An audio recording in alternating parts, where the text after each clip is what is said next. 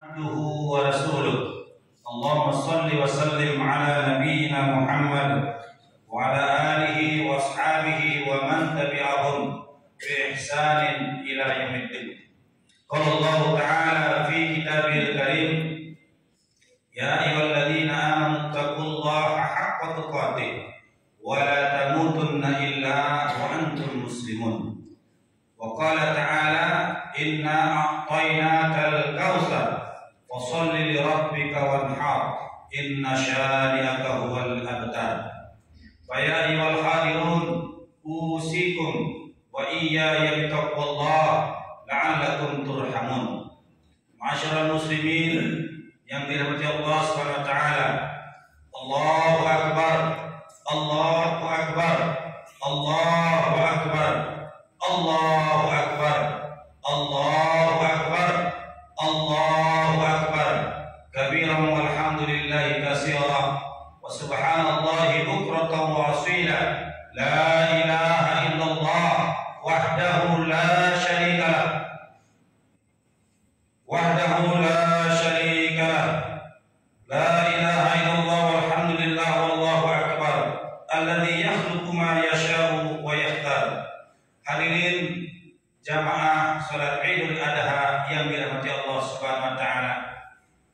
Pada momentum hari raya Idul Adha 1444 Hijriah, hari ini saya ingin mengajak diri saya dan kita semuanya untuk mari terlebih dahulu kita bersyukur kehadiran Allah Subhanahu wa taala atas segala limpahan rahmat-Nya, karunia-Nya, berkah-Nya dan ridho-Nya. Pada hari ini kita semua bisa melaksanakan salah satu di antara bagian terpenting daripada syariat Islam, yakni hari raya Idul Adha, salat Idul Adha yang kemudian dirangkai dengan udhiyah. Udhiyah dalam pandangan para ulama, dalam pandangan syariat kita diartikan sebagai penyembelihan. Kalau kita mengkaji kitab-kitab Muqtararah, maka disebutkan tujuan daripada udhiyah adalah taqarruban ila Allah, yakni sarana kita mendekatkan diri kepada Allah Subhanahu wa taala. Sebagaimana firman Allah Subhanahu wa taala, "Wal budna ja'alnakum sya'airallah wal budna ja'alnakum min sya'airillah." Dan aku telah jadikan unta-unta itu untuk kalian jadikan sebagai sarana mengagungkan daripada syariat-syariat Allah. Ma'asyiral muslimin yang dirahmati Allah Subhanahu wa taala, hari raya Kurban yang kita laksanakan pada hari ini adalah sebagai sarana kita mencontoh daripada keikhlasan dan pengorbanan yang dilakukan oleh Nabiullah Ibrahim alaihissalam. Allah SWT menjadikan Ibrahim sebagai contoh untuk umat manusia karena ia merupakan sosok dan pribadi yang layak dicontoh. Karena keikhlasannya, karena kesabarannya, karena ketaatannya kepada Allah Subhanahu wa taala. Untuk itulah kita sebagai generasi yang telah diberikan kehidupan dan hidup oleh Allah Subhanahu wa taala, kita jadikan Ibrahim sebagai qudwah hasanah, sebagai sarana untuk kita belajar bagaimana tentang keikhlasan, bagaimana itu kesabaran, dan bagaimana itu yang disebut dengan suasana penuh keharuan pada diri Ibrahim ketika dia harus menyembelih putranya yang paling ia cintai, Ibrahim. Di dalam beberapa kitab-kitab Muqtararah dijelaskan bahwa saat Nabi Ibrahim alaihissalam menyembelih putranya, saat itu beliau sedang berumur 99 tahun. Ketika sebelum mendapatkan seorang anak, beliau ketika menikah dengan Siti Sarah belum dikaruniai seorang anak pun. Lalu kemudian beliau menikah lagi dengan seorang wanita terhormat bernama Siti Hajar, dan saat itu usia beliau adalah 86 tahun. Lama penantian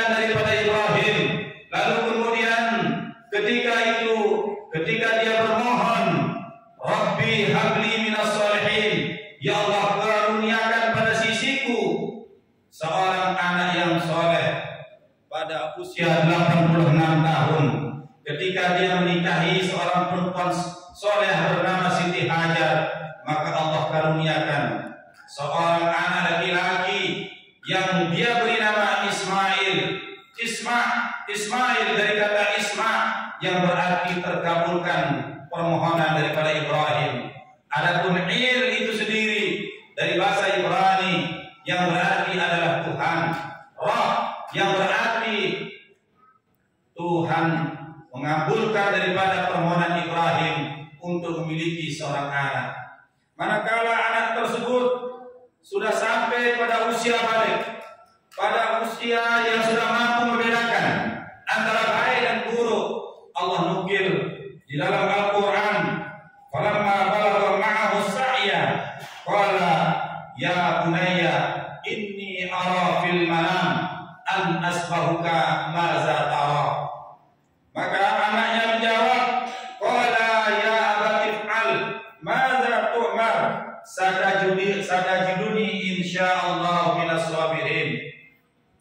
Ketika anak itu sampai pada umur ia sanggup bekerja bersamanya, maka Ibrahim berkata kepada anaknya, wahai anakku, sungguh aku telah bermimpi untuk menyembelihmu, lalu pikirkanlah apa pendapatmu. Maka Ismail menjawab, wahai ayahku, lakukanlah apa yang diperintahkan Allah kepadamu, insyaallah engkau akan mendapatiku sebagai orang-orang yang sabar. Hadirin ma'asyiral muslimin yang dirahmati Allah Subhanahu wa taala, tentu kalau kita dengar jawaban dari seorang Ismail, tentu ini merupakan sebuah jawaban dari hasil pendidikan anak yang soleh yang diselenggarakan di dalam rumah tangga sebagai sebuah komunitas terkecil yang patut kita apresiasi, yang patut kita jadikan sebagai pedoman dalam kehidupan kita berumah tangga saat ini, bahwa sesungguhnya tidak akan lahir seorang anak yang soleh dan solehah manakala anak-anaknya atau manakala orang tuanya tidak mampu mendidik dirinya, menjadikan dirinya sebagai seorang yang patut dicontoh. Maka alhamdulillah Ibrahim telah mampu mendidik dirinya, mendidik istri-istrinya untuk menjadi anak, untuk menjadi istri yang soleh, lalu melahirkan generasi yang soleh pula. Maka ketika Nabi Ibrahim alaihissalam berusia 99 tahun, ia diperintahkan oleh Allah SWT untuk menyembelih daripada anaknya. Apakah kemudian Ibrahim menolak perintah tersebut? Tentu tidak. Maka Ibnu Mas'ud meriwayatkan sebuah hadis dari baginda Nabi SAW, ru'yatul anbiya fil manam wahyun.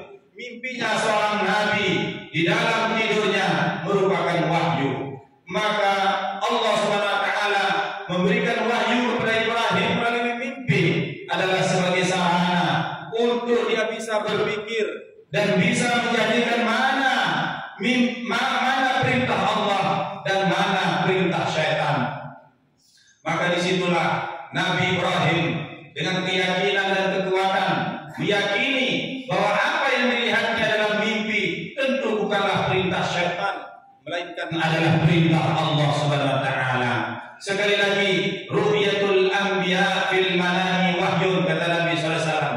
Mimpinya seorang nabi itu merupakan wahyu yang wajib untuk diikuti dan dilaksanakan. Hadirin ma'asyiral muslimin, jamaah salat Idul Adha yang dirahmati Allah Subhanahu wa taala. Pribadi Ibrahim yang telah kita jadikan sebagai sarana untuk kita ikuti, maka patut pula kita jadikan pembanding bagaimana Nabi Nuh alaihissalam kepada putranya. Karena Nabi Nuh tidak mampu mendidik istrinya, justru istrinya menjadi orang yang paling ingkar. Ketika Nabi Nuh diberikan kemampuan oleh Allah SWT dengan mukjizat yang luar biasa, ketika Nabi Nuh diperintah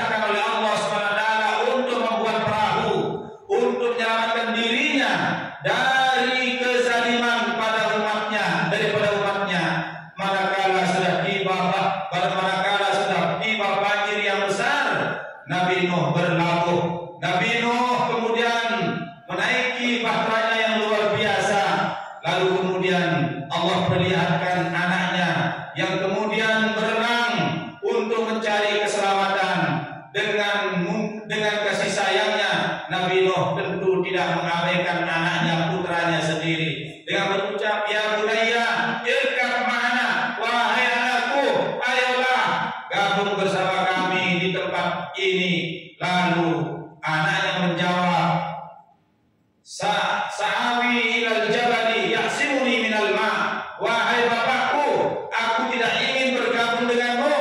Aku justru ingin sampai ke gunung yang di depanku agar aku tidak terseret dengan gelombang air bah ini. Inilah jawaban anak yang durhaka dari ajaran, seorang jawaban dari anak yang durhaka dari pembelajaran ibu yang tidak baik.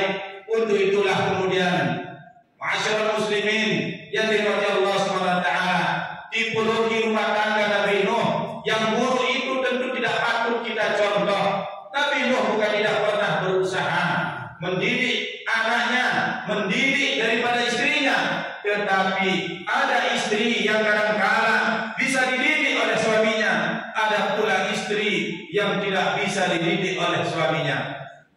Maka untuk itulah kita yang hari ini melaksanakan sholat Idul Adha, kita belajar tentang bagaimana pengorbanan kita, pengorbanan waktu, pengorbanan seorang laki-laki tentang waktu kepada istrinya agar ia harus punya kesempatan memberikan pendidikan yang terbaik.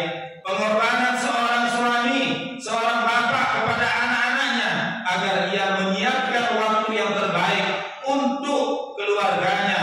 Tidak semata-mata kita mencari tentang kehidupan duniawi, tapi merupakan kehidupan ukhrawi kita. Begitu pula kita sebagai seorang istri harus memiliki waktu, berkorban waktu untuk memberikan waktu kepada anak-anak kita, memberikan pendidikan yang terbaik, memberikan pendidikan yang paling unggul, memberikan pendidikan robbani. Dengan terlebih dahulu kita sebagai ibu mempersiapkan diri kita dengan banyak belajar, banyak mendengar tentang nasihat-nasihat kebaikan. Untuk itulah kita semua tentu ingin menjadikan Idul Adha yang kita peringati hari ini sebagai sarana kita belajar dari Nabiullah Ibrahim, dari Nabi Nuh alaihissalam, dan juga tidak kalah pentingnya adalah dari baginda Nabi Muhammad sallallahu alaihi wasallam. Ma'asyiral muslimin yang dirahmati Allah SWT, sesungguhnya ujian terberat bagi kita sebagai manusia itu tidak datang terlebih dahulu dari orang yang jauh dari kita, tetapi dia akan datang dari orang yang dekat dari kita. Ketika Nabi SAW diperintahkan oleh Allah SWT, wa anzir ashiratakal aqrabin, wahai Muhammad, berikan peringatan, berikan pendidikan kepada keluargamu yang terdekat. Mari kita tengok ketika Nabi berkata kepada pamannya Abu Lahab, ketika Nabi berkata kepada orang-orang yang ada di sekitarnya, wahai pamanku, apabila aku katakan kepadamu bahwa di belakangku ini ada Jabal Qubais, ada pasukan yang besar akan menyerang Ka'bah, menyerang Mekah dari Jabal Qubais, apakah engkau percaya? Maka kata Abu Lahab, sadaqnaka ya Muhammad, aku percaya kepadamu. Wahai pamanku, apabila aku katakan kepadamu bahwa di belakang Jabal Qubais ini ada sekelompok orang yang ingin menyerangmu, apakah engkau percaya? Abu Lahab beserta teman-temannya mengatakan, sadaqnaka ya Muhammad, aku percaya, kami percaya kepadamu. Tapi ketika Nabi Muhammad mengatakan, wahai pamanku, apakah engkau percaya? Ketika aku diberikan wahyu oleh Allah melalui malaikat Jibril, maka kata daripada Abu Lahab, tabbat laka ya Muhammad, celakalah engkau wahai Muhammad. Itulah asbabun nuzul. Kemudian Allah SWT menurunkan satu surat, tabbat yada abi lahabin wa tab. Wahai Muhammad, sampaikan kepada Abu Lahab, bukan engkau yang celaka, melainkan Abu Lahab yang telah mengingkari daripada apa yang telah engkau sampaikan. Hadirin ma'asyiral muslimin yang dirahmati Allah Subhanahu wa taala. Begitu pula dengan Nabi Ibrahim. Nabi Ibrahim alaihissalam tidak mendapatkan gangguan terlebih dahulu dari orang lain, justru dari bapaknya sendiri, dari orang tuanya sendiri yang pembuat patung, yang penyembah patung. Ketika Nabi Ibrahim alaihissalam menyampaikan kepada bapaknya, "Wahai bapakku, apakah patung-patung itu engkau buat untuk kita sembah?" Maka ketika dia memberikan nasihat kepada bapaknya, justru bapaknya lah yang pertama kali marah. "Wahai Ibrahim, janganlah engkau nasihati kami, pergilah kamu." Dia usir anaknya sendiri, "Jangan engkau balik-balik lagi." Tapi alhamdulillah Ibrahim dengan jiwa kemapanannya, dengan jiwa daripada kedewasannya, justru dia doakan bapaknya. Dia doakan bapaknya doa keselamatan. "Salamun alaik," keselamatan untukmu wahai bapakku. Untuk itulah kemudian, wahai hadirin para bapak dan ibu, mari kita jadikan contoh pada diri Ibrahim itu, sebuah keteladanan yang patut kita jadikan sebagai contoh untuk kita dan keluarga-keluarga kita. Sebenci apapun kepada ibu kita, kepada bapak kita, janganlah kita mendoakannya yang buruk, apalagi kita meninggalkannya seorang diri. Justru kalau ada kesalahpahaman, marilah kita doakan bapak kita, ibu kita, orang-orang yang kemudian melakukan kebencian dengan kita. Hadirkanlah sifat pemaaf, karena Allah Subhanahu wa taala telah memberikan garis kepada kita, orang-orang beriman kepadanya. "Khuzil afwa wa'mur bil urfi wa'rim 'anil jahilin wallahu yuhibbul muhsinin." Allah katakan, jadilah engkau pemaaf, berikanlah maaf kepada orang yang belum minta maaf kepadamu, dan jauhilah orang-orang yang bodoh. Semoga engkau menjadi orang-orang yang senantiasa dicintai dalam kebaikan karena engkau suka berbuat baik. Wallahu yuhibbul muhsinin. Ma'asyiral muslimin yang dirahmati Allah Subhanahu wa taala. Kemudian Nabi Ibrahim dalam melalui ibadah kurban ini ingin memberikan kepada kita suatu pembelajaran untuk memahami rasa sakit dan penderitaan makhluk lain. Untuk itulah ketika kita berkurban, kita pun diberikan adab akhlak terhadap hewan-hewan yang kita akan kurbankan. Syariat telah memberikan suatu gambaran kepada kita bahwa hewan yang boleh dikurbankan itu adalah unta, domba atau sebangsanya, kambing atau sebangsanya, sapi dan juga yang sebangsa dengan sapi. Kurban boleh kita laksanakan secara musyarakah, khusus untuk unta dan sapi boleh bermusyarakah maksimal 7 orang, boleh 6 orang, boleh 2 orang, boleh juga sendiri. Tapi batas maksimal kita bermusyarakah atau berkelompok untuk seekor unta dan sapi adalah 7 orang. Adapun untuk kambing cukup seekor saja untuk diri kita sendiri, 1 orang 1 ekor kambing. Namun pahalanya bisa dirasakan oleh 1 keluarga, 1 yang kita hidup di dalam rumah tangga tersebut. Kemudian hadirin jamaah salat Idul Adha yang dirahmati Allah SWT, kita di dalam melaksanakan penyembelihan hewan kurban berpatokan pada apa yang disampaikan oleh Allah SWT, "Wa may yu'azzim min sa'irillah fa innaha min taqwal qulub." Siapa yang mengagungkan syiar-syiar Allah, maka sungguhnya itu adalah datang dari ketakwaan hati. Maka di dalam banyak kitab mutabalah disampaikan bahwa yang namanya kurban itu adalah syiarun zahirun, yakni sesuatu yang harus disyiarkan secara nyata. Karenanya maka berkurban atau menyembelih hewan kurban tidak boleh dilakukan di dalam kamar, tidak boleh dilakukan di tempat yang sepi karena kita takut disebut riya. Tidak boleh kita lakukan di tempat-tempat yang jauh agar terhindar dari teriakan. Tidak, justru Allah sampaikan kepada kita untuk menyembelih menyembelih hewan kurban di tempat-tempat yang terbuka sebagai motivasi, sebagai syiar, sebagai dorongan agar orang lain juga ikut melaksanakan apa yang kita laksanakan. Hukum daripada berkurban di dalam fatwa Majelis Tarjih adalah sunnatun muakkadah, bukan kewajiban, karena Nabi juga telah mengingatkan bahwa kutiba alayya an-nahru laisa biwujubin alaikum, laisa biwajibin alaikum. Aku telah diwajibkan, kata Nabi Muhammad SAW, untuk berkurban, tetapi tidak diwajibkan untuk kalian. Pada diri Nabi SAW, hukum kurban itu adalah wajib. Pada diri Nabi SAW, sholat sunnah itu adalah wajib, tetapi sunnah untuk kita. Berhak sama halnya dengan kurban.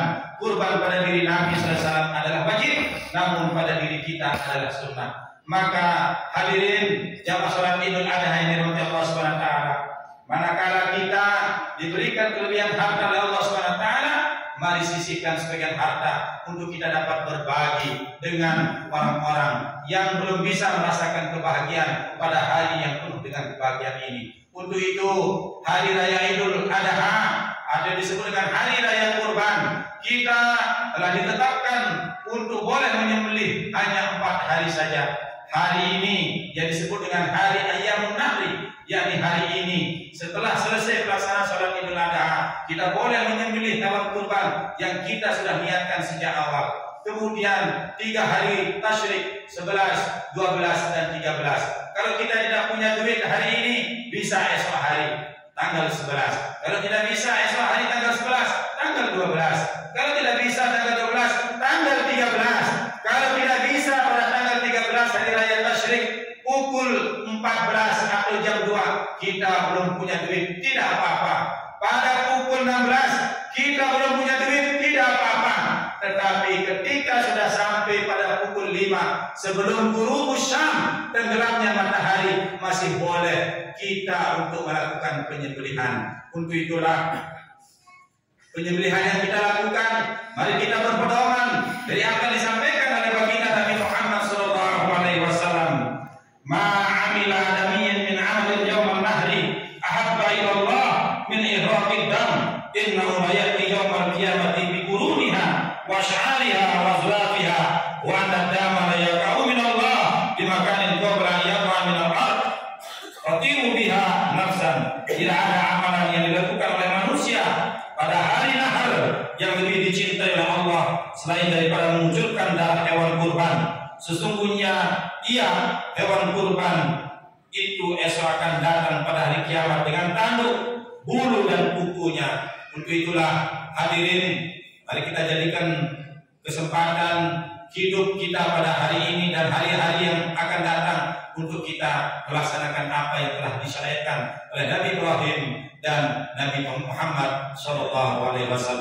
Aku qouli hadza barakallahu li wa lakum bil Qur'anil azim wa nafa'ani wa iyyakum bima fihi minal ayati wa dzikril hakim. Aku qouli hadza wastaghfirullah lazim li wa lakum wa li sa'iril muslimin wal muslimat innahu huwal ghafurur rahim. A'udzu billahi minasyaitonir rajim. Bismillahirrahmanirrahim. Allahumma ighfir lana dzunubana wa liwalidina